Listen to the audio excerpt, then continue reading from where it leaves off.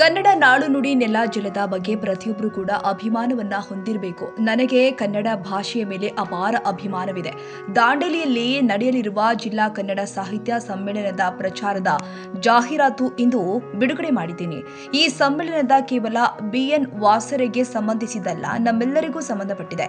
ನಮ್ಮಿಂದಾದ ರೀತಿಯಲ್ಲಿ ಸಮ್ಮೇಳನ ಯಶಸ್ಸಿಗೆ ತನು ಮನ ಧನದಿಂದ ಸಹಾಯ ಮಾಡಬೇಕು ಅಂತ ರಾಜ್ಯ ಆಡಳಿತ ಸುಧಾರಣಾ ಆಯೋಗದ ಅಧ್ಯಕ್ಷರು ಹಾಗೂ ಶಾಸಕರು ಆಗಿರುವಂತಹ RV ದೇಶಪಾಂಡೆ ಕರೆ ಕೊಟ್ಟಿದ್ದಾರೆ. ಕನ್ನಡ ಮಾತೆ, ಕನ್ನಡ ಭಾಷೆ, ಕನ್ನಡ ಸಾಹಿತ್ಯ, ಕನ್ನಡ ನಾಡು, ಇದ್ರ ಬಗ್ಗೆ ನಮಗೆಲ್ಲರ ಅಭಿಮಾನ ಇರಬೇಕು, ಗೌರವ ಇರಬೇಕು. ದಾಂಡೇಲಿಯಲ್ಲಿ ಜಿಲ್ಲಾ ಸಾಹಿತ್ಯ ಸಮ್ಮೇಳನದ ಅಧ್ಯಕ್ಷರಾದಂತಹ ವಾಸರೆ ಅವರ ನಾಯಕತ್ವದಲ್ಲಿ ಮುಂದಿನ ತಿಂಗಳ ಡಿಸೆಂಬರ್ 13, 14, 15 3 ದಿನ ಜಿಲ್ಲಾ ಸಾಹಿತ್ಯ ಸಮ್ಮೇಳನದ ಅಡಿಯಲ್ಲಿ 2ನೇ ಬಾರಿ ಆಗ್ತದೆ. ಮೊದಲನೇ ಬಾರಿ ಸಹ ಬಹಳ ಯಶಸ್ವಿಯಿಂದ ಆಚರಣೆ ಆಯಿತು.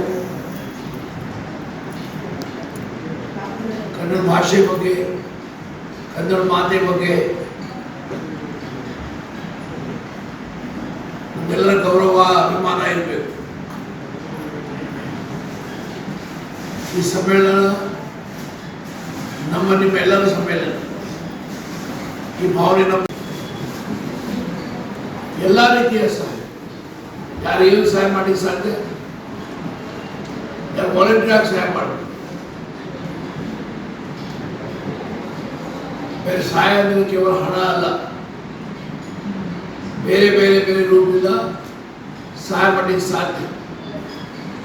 ಹಾಗಾಗಿ ಧನ ಮನ ಧನ ದಿಂದ ಸಹಾಯ ಬೇಕಾಗ್ತದೆ. ವಾಸನೆ ಮನೆ ಕೆಲಸ ಅಲ್ಲ, ಇದು ನಿಮ್ಮೆಲ್ಲರ ಅಭಿಮಾನದ ವಿಚಾರ.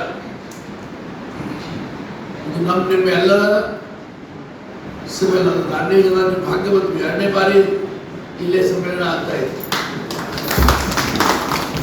ಹಾಗಾಗಿ